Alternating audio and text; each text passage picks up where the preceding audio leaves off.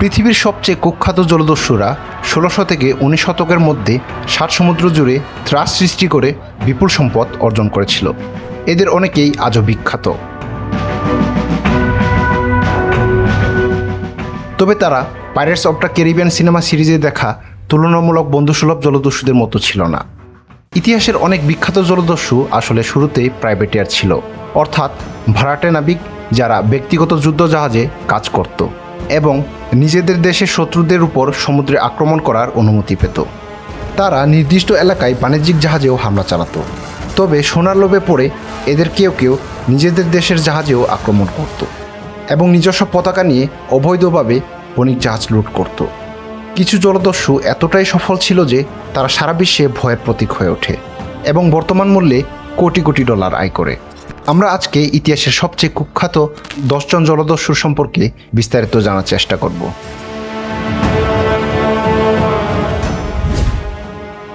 Charles when. Charles when ছিলেন জলদস্যুতার স্বর্ণযুগের অন্যতম কুখ্যাত এবং নিষ্ঠুর ইংরেজ জলদস্যু। ১৭১৬ থেকে ১৭১৯ সালের মধ্যে তিনি মূলত বাহামা এবং উত্তর আমেরিকার উপকূলে তার তাণ্ডব চালিয়েছিলেন। ভেন তার চরম নিষ্ঠুরতার জন্য পরিচিত ছিলেন। তিনি জাহাজের বন্দীদের উপর অমানবিক নির্যাতন চালাতেন এবং অনেক সময় তাদের হত্যা করতেন। তার এই আচরণের জন্য এমনকি তার নিজের অনুসারীরাও তাকে ভয় পেত। ট্রটকো এর জীবনী অনুযায়ী তিনি একজন অত্যন্ত দক্ষ নাবিক ছিলেন, কিন্তু তার স্বভাব ছিল অত্যন্ত উদ্ধত। ১৭১৮ সালে ব্রিটিশ রাজা যখন সকল জলদস্যুদের জন্য রাজকীয় ক্ষমা ঘোষণা করেন, তখন ভেন তা প্রত্যাখ্যান করেন।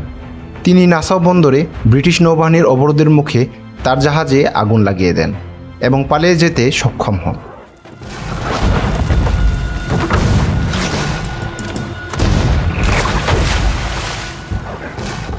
ভেইনের কঠোর শাসনের কারণে তার জাহাজের ক্রুরা অসন্তুষ্ট ছিল। ১৭১৮ সালের শেষের দিকে একটি ফরাসি যুদ্ধজাহাজের সাথে যুদ্ধ করতে অস্বীকার করায় তার কোয়ার্টার মাস্টার জ্যাক রেখাম বিদ্রোহ করে বসেন। ক্রুরা ভেনকে কাপুরুষ আখ্যা দিয়ে তাকে একটি ছোট নৌকা দিয়ে মাঝ সমুদ্রে ফেলে দেয় এবং রেখামকে নতুন ক্যাপ্টেন হিসেবে নির্বাচিত করে। ১৭১৯ সালে একটি ঝড়ের কবলে পড়ে ভেনের জাহাজ ধ্বংস হয়ে যায় এবং তিনি একটি নির্জন দ্বীপে আটকা পড়েন। সেখানে তাকে ব্রিটিশরা চিনে ফেলে এবং গ্রেপ্তার করে জামাইকাতে নিয়ে যায়। অবশেষে সালের ২৯ মার্চ তাকে পোর্ট রয়্যালে দেওয়া হয়। উইকিপিডিয়ার তথ্য মতে জলদস্যুদের সতর্কবার্তা হিসেবে তার মৃতদেহ বন্দরে রাখা হয়েছিল। চার্লস ভেন চরিত্রটি বিভিন্ন চলচ্চিত্র এবং সিরিজে দেখা গেছে। বিশেষ করে জনপ্রিয় সিরিজ ব্ল্যাক সেলসে অভিনেতা জ্যাক ম্যাকগোয়ান এই চরিত্রে অভিনয় করেছেন। আইএমডিবির তথ্য অনুসারে সিরিজটিতে তার চরিত্রটি বাস্তব ইতিহাসের চেয়েও অনেক বেশি শক্তিশালী ও রোমাঞ্চকর করে তোলা হয়েছে। চার্লস ভেন ছিলেন এমন একজন জলদস্যু যিনি কোনো নিয়মের তোয়াক্কা না করে আজীবন ব্রিটিশ রাজের বিরোধিতা করে গেছেন।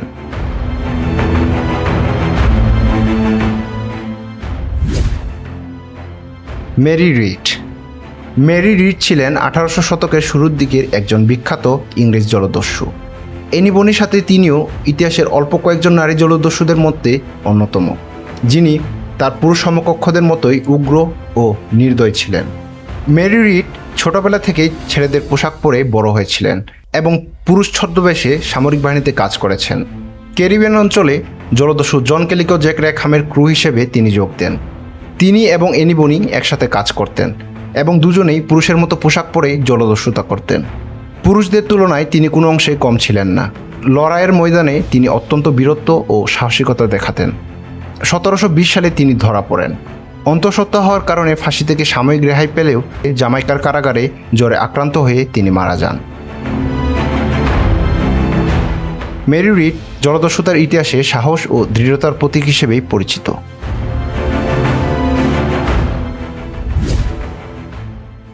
অ্যান বনি। অ্যান বনি ছিলেন ১৮০০ শতকের গোড়ার দিকের অন্যতম বিখ্যাত এবং কুখ্যাত আইরিশ নারী জলদস্যু, যিনি ক্যারিবীয় সাগরে তার সাহসিকতা ও জলদস্যুতার জন্য পরিচিত ছিলেন। তিনি ১৬৯৮ সালের দিকে আয়ারল্যান্ডের কর্কের কাছে জন্মগ্রহণ করেন। বিতর্ক আছে যে তিনি একজন ধনী আইরিশ আইনজীবীর অবৈধ সন্তান ছিলেন। পরবর্তীতে তার পরিবার আয়ারল্যান্ড থেকে আমেরিকার সাউথ ক্যারোলিনাতে স্থানান্তরিত হয়। অ্যান জেমস বনি নামের এক নাবিককে বিয়ে করে বাহামাতে চলে আসেন। সেখানে তিনি ক্যালিকো জ্যাক নামক বিখ্যাত জলদস্যুর সাথে পরিচিত হন এবং তার দলের সাথে যোগ দেন। তিনি ছেলেদের মতো পোশাক পরতেন, পিস্তল এবং কাটলাস ব্যবহারে দক্ষ ছিলেন এবং সাহসিকতার সাথে জাহাজ লুটে অংশ নিতেন। জলদস্যু জাহাজেই তার পরিচয় হয় আরেক নারী জলদস্যু মেরি রিডের সাথে। তারা একসাথে ক্যারিবীয় অঞ্চলে জাহাজ লুট করতেন। 1720 সালের অক্টোবরে ক্যালিকো জ্যাকের জাহাজ ধরা পড়লে অ্যান এবং মেরি রিডকে গ্রেপ্তার করা হয়।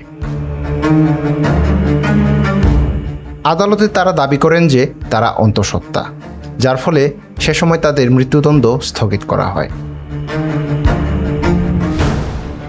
অন্তঃসত্ত্বা হওয়ার কারণে বেঁচে গেলেও কারাগার থেকে তার মুক্তির পর কী হয়েছিল তা ইতিহাসে অস্পষ্ট। অ্যান বনি ইতিহাসে নারী স্বাধীনতার প্রতীক হিসেবে এবং জলদস্যুতার যুগে পুরুষের পাশাপাশি সাহসিকতা প্রদর্শনের জন্য স্মরণীয় হয়ে আছেন। 2026 সালের ফেব্রুয়ারিতে মুক্তি পাওয়া দ্য ব্লাফ সিনেমাতে প্রিয়াঙ্কা চোপড়া নারী জলদস্যু অ্যান বনি, মেরি রিড ও চিংশির যৌথ ক্যারেক্টার থেকে ইন্সপায়ার্ড চরিত্রে অভিনয় করেছেন।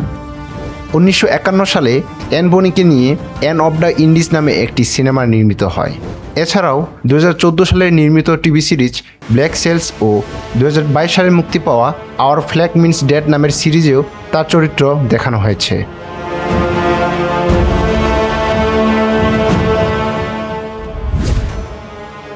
Sir Henry Morgan. Sir Henry Morgan ছিলেন ইতিহাসের অন্যতম কুখ্যাত এবং সফল জলদস্যু, যিনি পরবর্তীকালে ব্রিটিশ রাজকীয় নৌবাহিনীর অ্যাডমিরাল এবং জামাইকার লেফটেন্যান্ট গভর্নর হিসেবে নিযুক্ত হয়েছিলেন।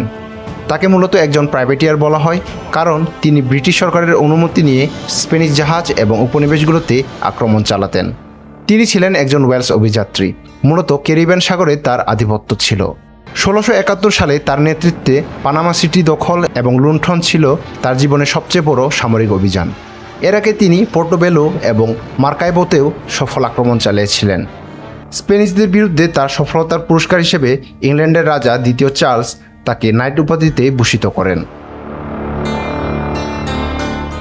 জীবনের শেষ ভাগে তিনি জলদস্যুতা ছেড়ে জামাইকার লেফটেন্যান্ট গভর্নর হিসেবে দায়িত্ব পালন করেন এবং সেখানেই 1688 সালে মারা যান। হেনরি মর্গানকে নিয়ে দুই ধরনের দৃষ্টিভঙ্গি প্রচলিত আছে। স্প্যানিশদের কাছে তিনি ছিলেন একজন নৃশংস ও নিষ্ঠুর জলদস্যু। ব্রিটিশদের কাছে তিনি ছিলেন একজন দেশপ্রেমিক বীর, যিনি স্প্যানিশ সাম্রাজ্যের শক্তি কমিয়ে ব্রিটিশ শক্তি বৃদ্ধিতে সহায়তা করেছিলেন।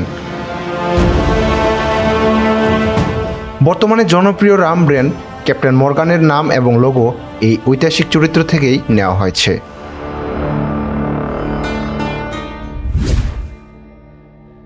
Captain William kit. Captain William kit ছিলেন একজন স্কটিশ নাবিক এবং পরবর্তীকালের ইতিহাসের অন্যতম বিতর্কিত চরিত্র। তিনি মূলত 1700 শতাব্দীতে একজন প্রাইভেটিয়ার হিসেবে তার সমুদ্রযাত্রা শুরু করেছিলেন, কিন্তু শেষ পর্যন্ত তিনি নিজেই জলদস্যুতার অভিযোগে অভিযুক্ত হন। উইলিয়াম কিট 1654 সালের দিকে স্কটল্যান্ডের ডান্ডিতে জন্মগ্রহণ করেন। পরবর্তী জীবনে তিনি নিউ ইয়র্কে বসবাস শুরু করেন এবং সেখানে একজন দক্ষ ও সম্পদশালী নাবিক হিসেবে পরিচিতি লাভ করেন। 1695 সালে ব্রিটিশ রাজা তৃতীয় উইলিয়াম এবং কিছু প্রভাবশালী লর্ডের অর্থায়নে তিনি ভারত মহাসাগরে জলদস্যু দমনের দায়িত্ব পান। তার প্রধান জাহাজের নাম ছিল অ্যাডভেঞ্চার গ্যালি। অভিযানের সময় কিট তার ক্রুদের চাপের মুখে বেশ কিছু বাণিজ্যিক জাহাজে আক্রমণ করেন। এর মধ্যে উল্লেখযোগ্য ছিল কোয়াদা মার্চেন্ট নামের একটি বিশাল জাহাজ, যা লুণ্ঠন করার পর তার বিরুদ্ধে জলদস্যুতার গুরুতর অভিযোগ ওঠে। 1699 সালে কিট নিউ ইয়র্কে ফিরে আসেন, কিন্তু সেখানে পৌঁছানোর পর তাকে গ্রেপ্তার করা হয়। তাকে বিচারের জন্য ইংল্যান্ড পাঠানো হয়। 1701 সালের মে মাসে একটি সংক্ষিপ্ত ও বিতর্কিত বিচারের পর তাকে জলদস্যুতা এবং নিজের জাহাজের এক নাবিককে হত্যার দায়ে দোষী সাব্যস্ত করা হয়। 1701 সালে 23 মে লন্ডনের এক্সিকিউশন ডকে তার কার্যকর করা হয়। পর অন্যদের শিক্ষা দেওয়ার জন্য তার দেহ দীর্ঘদিন টেমস নদীর তীরে রাখা হয়েছিল। ক্যাপ্টেন কিডের সবচেয়ে আকর্ষণীয় গল্পটি হলো তার লুকানো গুপ্তধন নিয়ে। প্রচলিত বিশ্বাস অনুযায়ী ধরা পড়ার আগে তিনি নিউ ইয়র্কের গার্ডিনাস দ্বীপে প্রচুর ধন সম্পদ পুঁতে রেখেছিলেন। এই কাহিনী রবার্ট লুই স্টিভেন্সের ট্রেজার আইল্যান্ড এবং এডগার অ্যালান পোর গল্পের অনুপ্রেরণা হিসেবে কাজ করেছে। আধুনিক অনেক ইতিহাসবিদ মনে করেন ক্যাপ্টেন কিট হয়তো পরিস্থিতির শিকার হয়েছিলেন এবং তার বিচারটি ন্যায়সঙ্গত ছিল না। তবুও পপ সংস্কৃতিতে তিনি আজও একজন দুর্ধর্ষ জলদস্যু হিসেবেই পরিচিত।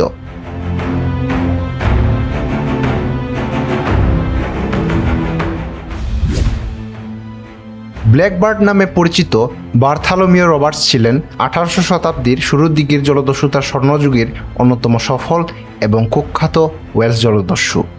তিনি 1682 সালে জন্মগ্রহণ করেন এবং 1719 থেকে 1722 সালের মধ্যে ক্যারিবীয় এবং আটলান্টিক মহাসাগরে তার আধিপত্য বিস্তার করেছিলেন। তিনি জীবনে 400টিরও বেশি জাহাজ দখল করেন।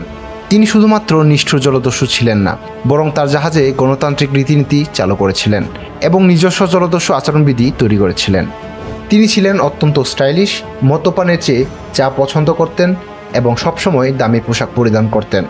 তিনি প্রায়ই দাসবাহী জাহাজ দখল করতেন এবং মুক্তির বিনিময়ে সোনা দাবি করতেন। একবার এক জাহাজের ক্যাপ্টেন অস্বীকার করলে তিনি পুরো জাহাজটি আগুনে পুড়িয়ে দেন, যেখানে 80 জন দাস আটকা পড়েছিল।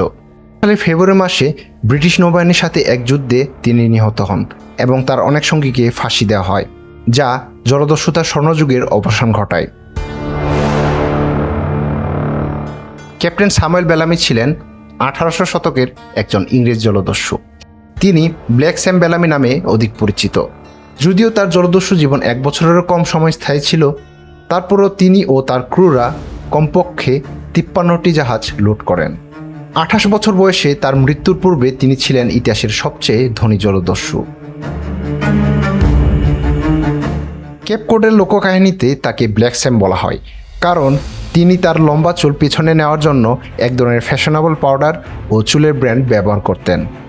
বেলামি সবসময় তার লুট করা জাহাজের বন্দীদের ক্ষমা করে দিতেন এবং জাহাজের লোকদের কোনো প্রকার ক্ষতি করতেন না।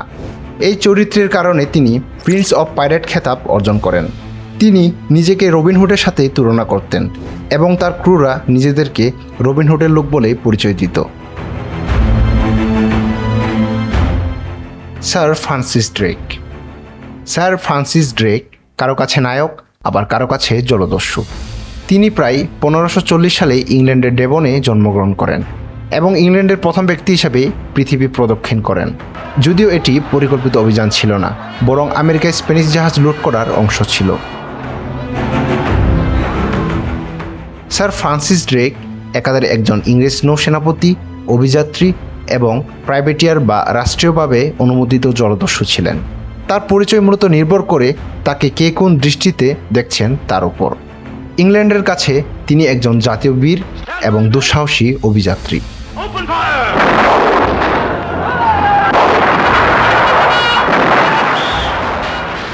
স্পেনের কাছে তিনি ছিলেন একজন ভয়ঙ্কর জলদস্যু, যাকে তারা এল ড্রাকো বা ড্রাগন নামে ডাকত।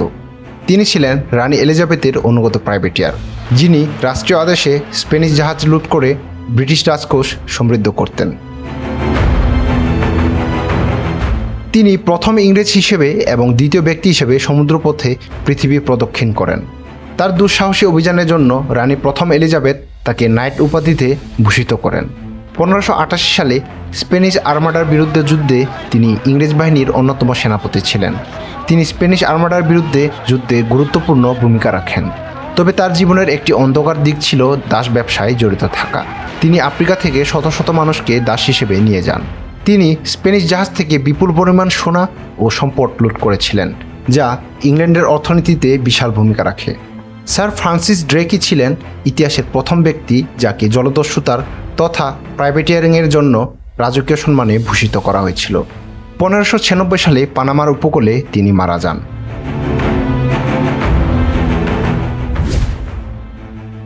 চিংশি ইতিহাসের সবচেয়ে সফল ও শক্তিশালী নারী জলদস্যু, যিনি 19 শতকের শুরুতে দক্ষিণ চীন সাগরে রেড ফ্ল্যাগ ফ্লিট পরিচালনা করতেন।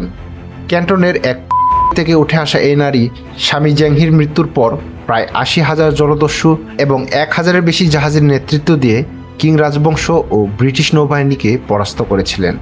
1775 সালে গুয়াংডংয়ে জন্ম চিংশির। আসল নাম অস্পষ্ট, তবে তিনি জেং ইশাও বা জেং এর স্ত্রী নামে পরিচিত ছিলেন। 1801 সালে জলদস্যু নেতা জেং হিকে বিয়ে করে জলদস্যু জগতে প্রবেশ করেন।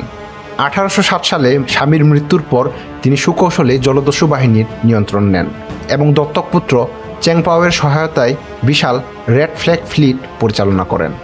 তিনি জলদস্যুদের জন্য অত্যন্ত কঠোর আইন প্রণয়ন করেছিলেন। আদেশ অমান্য বা লুট্তরাজে অনিয়ম করলে তদন্ত পর্যন্ত দেওয়া হতো। দক্ষিণ চীন সাগরের উপকূলীয় অঞ্চলে চাঁদাবাজি ও ব্যবসা নিয়ন্ত্রণ করতেন, যা কিং সরকারকেও দুর্বল করে দিয়েছিল। চিং শি 1810 সালে পর্তুগিজ নৌবাহিনীর সাথে সংঘর্ষের পর কিং কর্তৃপক্ষের কাছে আত্মসমর্পণ করেন, তবে তার অর্জিত সম্পদ ও স্বাধীনতা বজায় রাখেন। পরে জোয়ার আড্ডা পরিচালনা করেন এবং 1844 সালে মারা যান। চিং শি কেবল একজন জলদস্যুই ছিলেন না, তিনি ছিলেন একজন অসামান্য কৌশলবিদ ও প্রশাসক, যিনি পুরুষতান্ত্রিক জলদস্যু জগতেও নিজের একছত্র আধিপত্য প্রতিষ্ঠা করেছিলেন।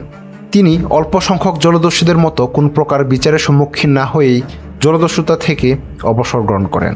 তাকে নিয়ে অসংখ্য বই, উপন্যাস, ভিডিও গেম ও চলচ্চিত্র নির্মিত হয়েছে।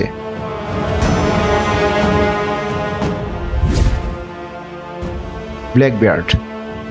এডওয়ার্ড টিচ, যিনি ব্ল্যাকবিয়ার্ড নামেই অধিক পরিচিত, একজন কুখ্যাত ইংরেজ জলদস্যু, যিনি ওয়েস্ট ইন্ডিজ ও পূর্ব উপকূলে আমেরিকান উপনিবেশে বিচরণ করতেন। তার প্রারম্ভিক জীবন সম্পর্কে খুব অল্প জানা যায়। মনে করা হয় তিনি ইংল্যান্ডের ব্রিস্টলে জন্মগ্রহণ করেছিলেন। প্রথম দিকে তিনি সম্ভবত রানী এনর যুদ্ধের সময় জাহাজের প্রাইভেটিয়ার ছিলেন। যুদ্ধের পর তিনি 1716 সালের দিকে বাহামেন দ্বীপপুঞ্জের ক্যাপ্টেন হার্নিগোল্ডের বেইসে জাহাজের কর্মী হিসেবে যোগদান করেন। পরবর্তীতে হার্নিগোল্ড তাকে দখল করা একটি পালতোলা ছোট জাহাজের কমান্ডার হিসেবে নিযুক্ত করে। এই দুইজন জলদস্যুতার অনেক ঘটনায় জড়িত। পরবর্তীতে তারা আরও 2টি জাহাজের মালিক হন, যার মধ্যে একটি স্টিরি বনেটের অধীনে ছিল। কিন্তু 1717 এর শেষ দিকে হার্নিগোল্ড তার সঙ্গে 2টি জাহাজ নিয়ে জলদস্যুতা থেকে অবসর গ্রহণ করে। টিচ একটি ফরাসি বণিক জাহাজ দখল করে ও 40টি বন্দুকে সজ্জিত করে জাহাজটিকে কুইন এনিজ রিভেঞ্জ নামকরণ করেন। ক্রমেই তিনি বিখ্যাত জলদস্যুতে পরিণত হন এবং তার ব্ল্যাকবিয়ার্ড নামটি দেওয়া হয়েছিল তার লম্বা কালো দাড়ি ও ভীতিকর চেহারার জন্য। কিংবদন্তি প্রচলিত, তিনি তার বিখ্যাত দাড়িতে বসে আগুন ধরাতে পারতেন। তিনি দক্ষিণ ক্যারোলিনার কার্লিস্টন বন্দরে দস্যুদের একটি জোট গঠন করেন। এখানকার অধিবাসীদের কাছ থেকে সাফল্যের সাথে মুক্তিপণ আদায়ের পর তিনি তার কুইন এনাস রিভেঞ্জ নিয়ে উত্তর ক্যারোলিনার বিউফোর্ডের কাছে একটি জলায় আটকে যান। তিনি বার্ড শহরে রাজকীয় ক্ষমা পান, কিন্তু শীঘ্রই তিনি সমুদ্রে জলদস্যুপনায় ফিরে যান এবং বিষয়টি ভার্জিনিয়ার শাসক আলেকজান্ডার স্পটসউডের দৃষ্টিতে চলে আসে। স্পটসউড নাবিক ও সৈন্যদের সমন্বয়ে একটি বাহিনী গঠন করে ব্ল্যাকবিয়ার্ডকে ধরতে অভিযান চালায়। অবশেষে 22 নভেম্বর 1718 সালে একটি হিংস্র যুদ্ধে লেফটেন্যান্ট রবার্ট ম্যানার্ডের নেতৃত্বে একটি ছোট নাবিক দলের হাতে ব্ল্যাকবিয়ার্ড ও তার জাহাজের কিছু কর্মী নিহত হন। আপনার কাছে কোন জলদস্যুর গল্প সবচেয়ে বেশি ইন্টারেস্টিং লেগেছে কমেন্টে জানাতে ভুলবেন না। আর নির্দিষ্ট কোনো জলদস্যু সম্পর্কে ভিডিও পেতে চাইলে অবশ্যই কমেন্টে লিখে জানাবেন এবং এরকম ইন্টারেস্টিং সব ভিডিও পেতে অবশ্যই চ্যানেলটি সাবস্ক্রাইব করতে ভুলবেন না।